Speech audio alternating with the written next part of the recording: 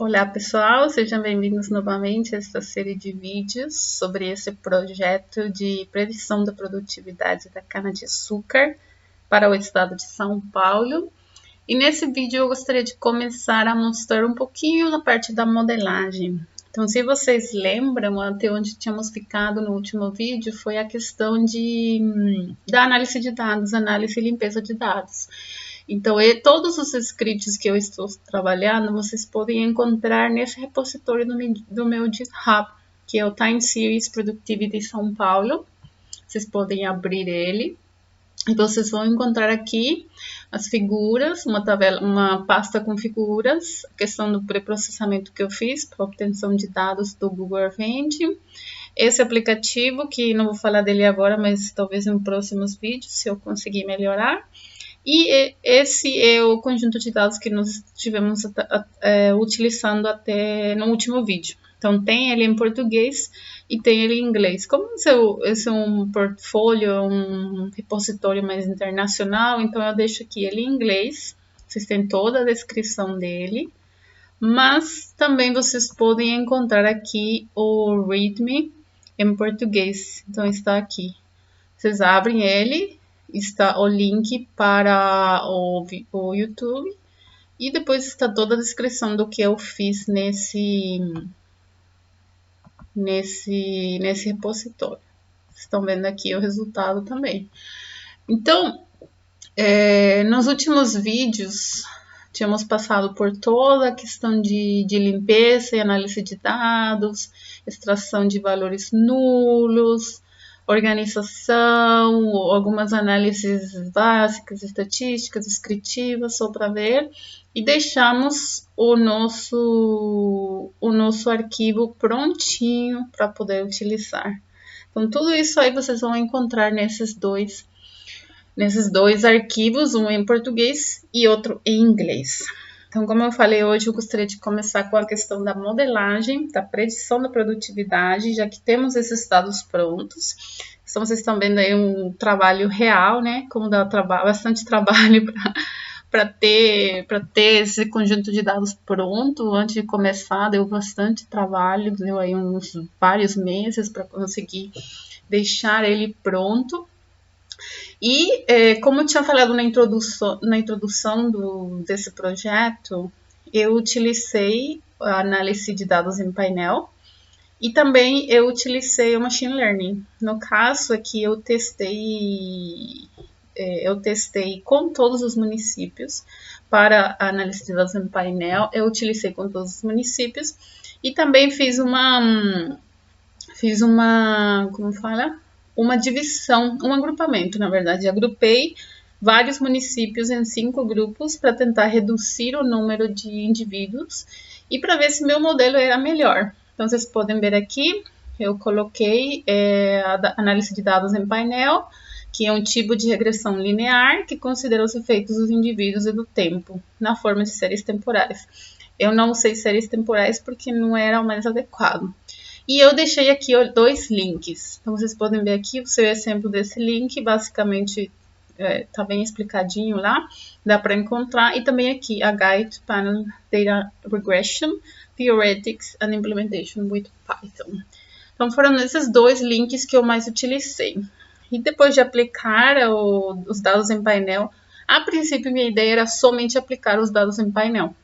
Mas eu vi que os resultados não ficaram muito bons, a regressão linear não era suficiente para explicar essa variável, eu precisava de modelos não lineares, então por isso que eu parti para integrar também com Machine Learning. Mas aqui no caso, eu considerei todas as observações de todos os anos de todos os municípios como um indivíduo só, não incluía a questão do tempo, então isso poderia ser para um outro trabalho, para um outro projeto, para explorar melhor a questão da variabilidade temporal da produtividade. Então, como eu falei, eu testei o Gradient Boosting e o Random Forest, ambos são baseados em árvores de decisão. E, lógico, eu fiz um grid search básico, que é principalmente para uma hiperparametrização, para tentar achar os melhores parâmetros do modelo e para ver se eu conseguia ter um ajuste melhor. Então, após fazer isso, eu vi que com Random Forest eu tinha um overfit muito alto. Então, por isso eu decidi usar o Gradient Boosting para continuar. Então, mas isso eu vou explicar num outro vídeo. Hoje nós vamos saber um pouquinho sobre análise de dados em painel. E eu trouxe aqui essa pequena apresentação que vou estar falando para vocês por que usar análise de dados em painel. No nosso caso, nós temos aqui dados. Deixa eu só ver se está aberto. Está aberto aqui. Vou voltar. Se vocês lembram, esse era o nosso conjunto de dados. Só vou mostrar, explicar primeiro aqui a estrutura dos dados antes de vocês, para vocês entenderem melhor. Então, se vocês lembram, nós tínhamos o código do município, o nome do município, o ano, a produtividade e todas as nossas variáveis que utilizamos para explicar a variação da produtividade. Eu poderia utilizar análise de séries temporais se eu tivesse somente um indivíduo e eu gostaria de estudar somente a produtividade em função do tempo. No caso aqui, eu tenho vários indivíduos, tenho outras variáveis que eu vou utilizar para explicar a variação da produtividade além do tempo, e para todos e cada um desses municípios, eu tenho medições para todos os anos. Então, isso foi o motivo principal que me levou a procurar outras opções além da análise de séries temporais. Então, vocês estão vendo aqui a diferença entre eles. A análise de séries temporais é um conjunto de dados que consiste de informações de um indivíduo em vários intervalos de tempo. Então, seria, por exemplo, um município só ao longo do tempo. Aí poderia ser a produtividade da cana-de-açúcar de 2000 a 2020 para o município de São Paulo ou para o município de Piracicaba. Seria nesse caso só. Já aqui, no caso dos dados em painéis, é um conjunto de dados que consiste de observações de múltiplos indivíduos, de vários indivíduos, obtido também em vários intervalos de tempo. Aqui, o foco principal da análise de série temporal, já falamos, ele foca somente em um indivíduo. Os dados em painéis permitem que você foque na influência desses indivíduos, em todos os indivíduos. E aqui temos um exemplo de séries temporais e de dados em painel. Então, por exemplo, a ganância de um indivíduo em um determinado período de tempo. E aqui a ganância de vários indivíduos, que é o nosso caso, que é a produtividade de vários municípios ao longo do tempo. Então, podemos ver essa diferença principal. E além de ter vários indivíduos, de coletar informações de vários indivíduos utilizando os dados em painel, nós temos aí dois tipos de classificação, dois tipos de dados em painel. Então, temos os dados em painel que são o cross-section e temos o que é longitudinal. Tem o cross-section e o longitudinal. Aí temos o cross-section que se caracteriza por dados coletados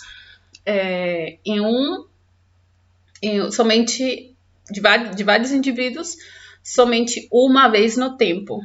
E depois temos a questão dos dados longitudinais, que você coleta a informação dos indivíduos em várias vezes ao longo do tempo.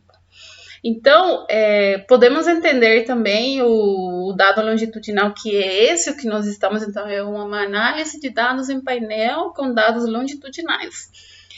Podemos entender que são várias cross-seções que podem ser, por exemplo, que podem formar parte de um conjunto de dados longitudinal. Então, tenha sempre em mente isso. Tem análise de dados em painel e, além da análise de dados em painel, nós temos do tipo a estrutura de dados longitudinal, porque temos vários indivíduos dos quais nós coletamos informações ao longo do tempo para cada um deles. Então, esse era um pequeno detalhe que eu queria mostrar para vocês sobre a diferença ou do porquê que eu utilizei a análise de dados em painel. Então, agora vamos partir para o código que aqui nos interessa. Então, como vocês já sabem, o primeiro passo é sempre carregar as livrarias ou pacotes, então sempre o Pandas, o NumPy, o Matplotlib. Aqui temos o sklearn, o Linear Models, que é para fazer a questão da análise de dados em painel, e depois são todos para fazer a regressão do Machine Learning, com sklearn. Aí chamamos esses, e a nossa tabela que nós obtivemos no processo de análise e limpeza de dados, o primeiro script, eu vou chamar aqui, ele está salvo na pasta tabelas e se chama New Data Old, do ano de 2000 a 2014. Eu não lembro se eu falei, mas eu dividi o conjunto de dados em teste e treinamento. Então, o conjunto de treinamento foi do ano de 2000 até o ano de 2014. E o conjunto de teste para análise de dados em painel foi de 2015 a 2020. Então, essa foi a divisão, por isso que eu trouxe aqui. Eu não lembro se no outro script, no outro notebook, eu deixei isso bem claro, mas enfim. E eu somente excluí uma variável aqui, que é a área plantada, porque eu descobri que a área plantada e a área colhida não tinha muita variação, praticamente era a mesma. Então, por isso que eu excluí essa variável e para manter somente uma e para não ter muita multicolinialidade ou correlação entre as variáveis. Então, chamando aqui o nosso conjunto de dados, temos então o município, o código do município, o nome, o ano, a produtividade e aquele conjunto de dados que eu mostrei para vocês, né? E essas são as variáveis que eu vou utilizar como preditoras. O primeiro passo para rodar a análise de dados em painel é converter o ano para categórico e incluir ele como uma coluna de índice aqui na sua tabela. Então, ele vira um índice. Depois você pode chamar a informação somente para ver. Vocês têm aí todas as variáveis, não muda nada, somente a única coisa que fizemos é incluir o ano. E depois aqui criamos uma nova variável, somente selecionando aquelas variáveis que vamos utilizar para predizer, ou que vamos utilizar como preditoras no nosso modelo.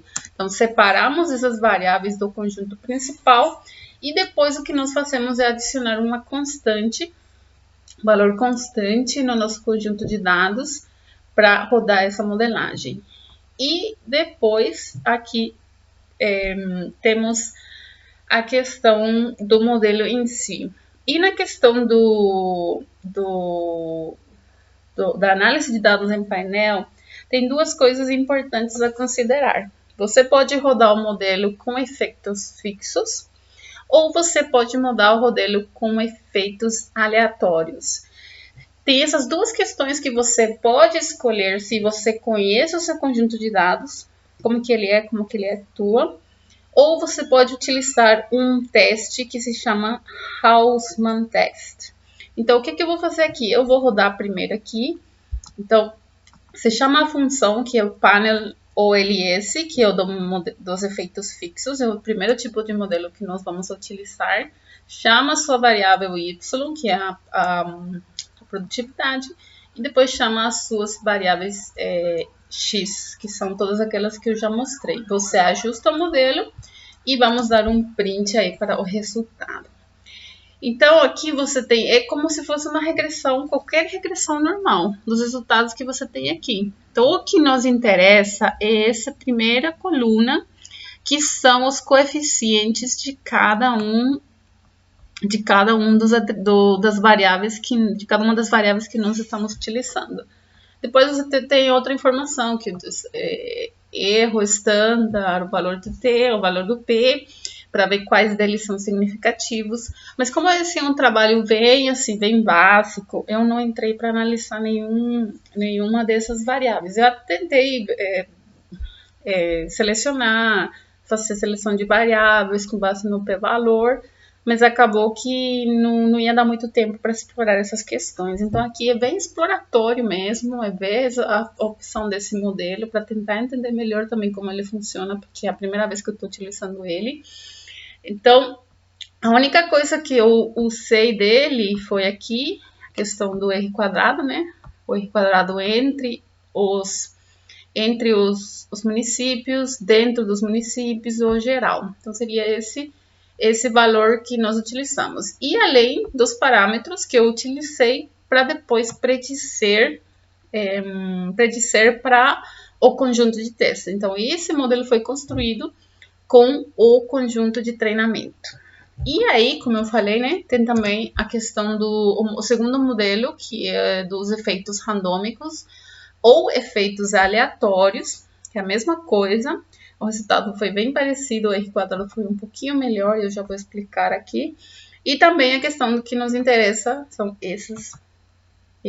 essa primeira coluna aqui com os coeficientes para cada uma das variáveis.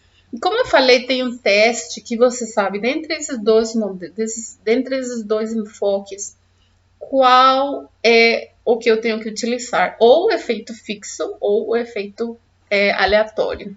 Então, fazendo isso, você tem a sua hipótese nula. Deixa eu só fazer aqui.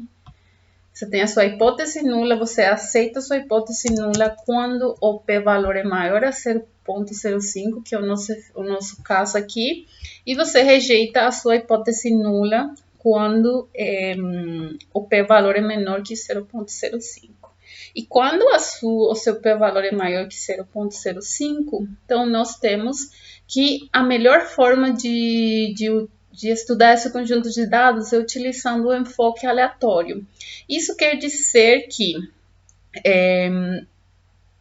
os efeitos fixos, eles consideram que os indivíduos, eles são constantes ao longo do tempo, ou seja, eles não variam. Então, vamos supor que temos um conjunto de dados de homens e mulheres. Homens e mulheres não vai variar ao longo do tempo.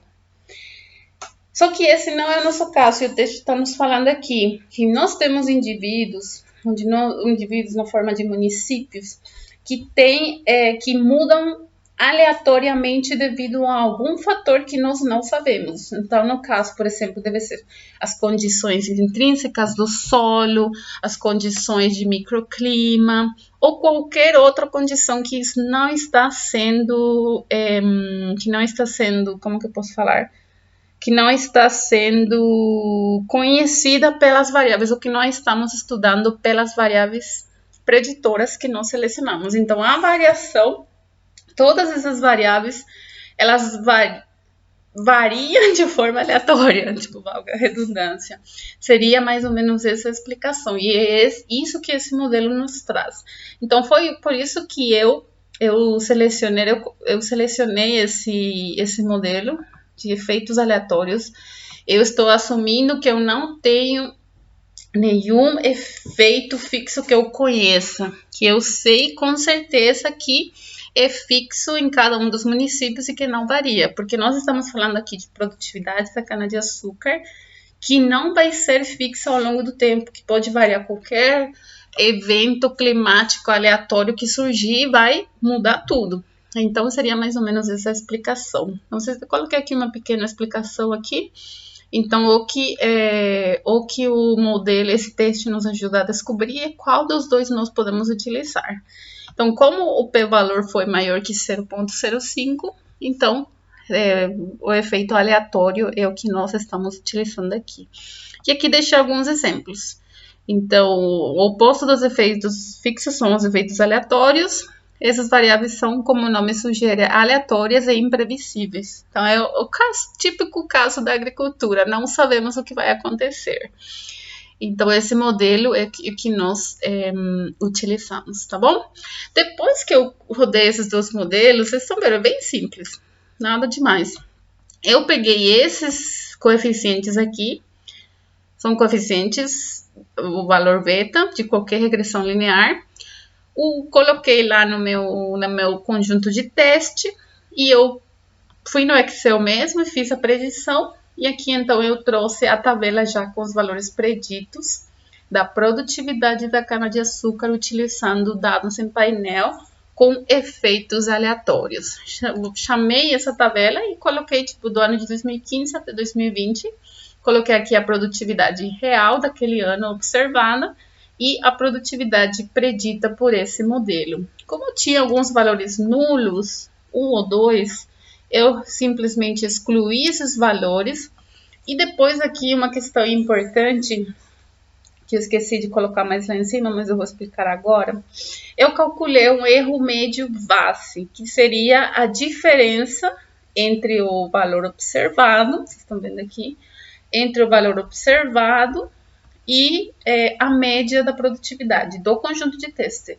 O valor observado menos a média da produtividade e seria a média de tudo isso aqui, de novo. Então tá aqui. Fazendo essa subtração, tiramos os valores absolutos e depois a média de tudo isso, para saber qual que é o erro do nosso conjunto de dados, o erro médio. Então, a partir, se eu tenho a minha média, a média seria uma estimativa.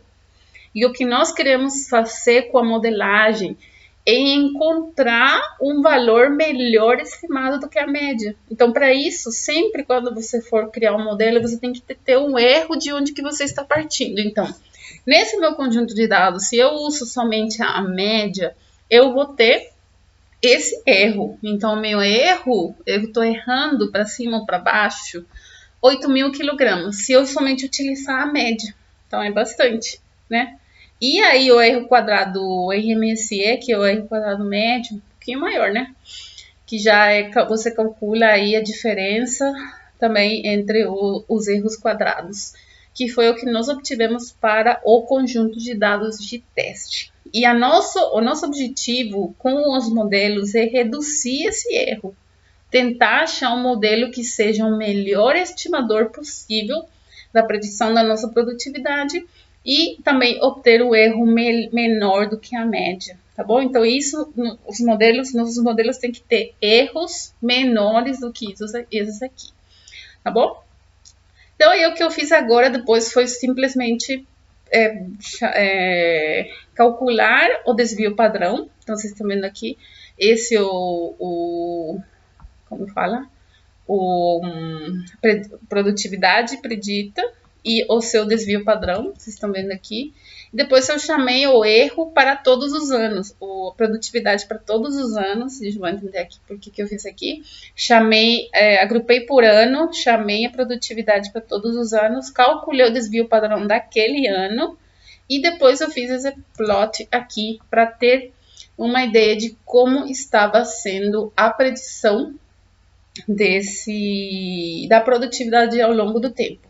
Então, vocês veem aqui, esse gráfico eu mostrei para vocês lá na notebook, onde fizemos análise e limpeza dos dados. Esse aqui é o valor observado e vocês estão vendo aqui o valor predito. Então, o valor em azul e o azul mais claro aqui é o valor predito da produtividade e o desvio padrão. Então, vocês estão vendo aqui a diferença que tem. E depois eu simplesmente plotei o valor predito e observado no X e no Y. Vocês estão vendo aqui. Então, o modelo, ele tende a representar relativamente bem, porque o R quadrado foi de 0,32. Eu achei muito baixo, muito baixo. Por mais que a produtividade esteve ali próxima, vocês veem bem que o modelo, ele superestima a produtividade, subestima a produtividade e depois tem uma pequena superestimativa aqui. Então, a diferença não foi tanta. E depois, uma vez que eu tive esses resultados, como eu falei para vocês, eu queria testar outras opções e fazer a predição por quantil. Vocês lembram, né? Que eu agrupei. Como eu tinha mais de 400 municípios, a minha ideia era agrupar os municípios que tinham produtividade observada de cana-de-açúcar similar e dividir em 5 grupos. Então, eu fiz isso. Eu não sei se deixei aberto aqui ainda. Aqui no final, vocês lembram desse gráfico? Que eu dividi esses grupos e eu plotei esses gráficos para cada um dos quantis. Então, aqui temos 5 quantis com base na produtividade. E depois todas as outras variáveis foram divididas para cada um desses quantis. Vocês estão vendo aqui. Só que a divisão, lógico, não é perfeita. Então, voltando aqui, esse processo de análise em painel, eu fiz a mesma coisa para o conjunto de dados de quantil. Então, como eu tinha salvo ele, eu chamei aqui ele, eu separei aqui para o ano de 2015 e 2020, deixei separado o conjunto de treinamento, o conjunto de teste, criei de novo aquela variável de ano que eu mostrei para vocês, que depois ele vira um índice aqui, tanto o quantil quanto o ano, eles viram índice na tabela. De novo, eu selecionei somente aquelas variáveis que foram utilizadas no modelo, chamei eles para ver a informação e fiz o mesmo fit. Como eu já sei que é random effects, eu selecionei esse enfoque para utilizar. Eu não rodei de novo o teste de Raman, porque já sabemos, já conhecemos o nosso conjunto de dados e sabemos que é esse enfoque que devemos utilizar. E vocês estão vendo aqui que houve um overfitting absurdo. Por mais que o modelo tenha sido bom, 0,97, às vezes um modelo muito bom não é tão bom assim. Então, para mim, quando eu vi isso aí, eu falei, não, isso aqui é overfitting. Meu modelo está, tipo, se sobreajustando ao meu conjunto de dados.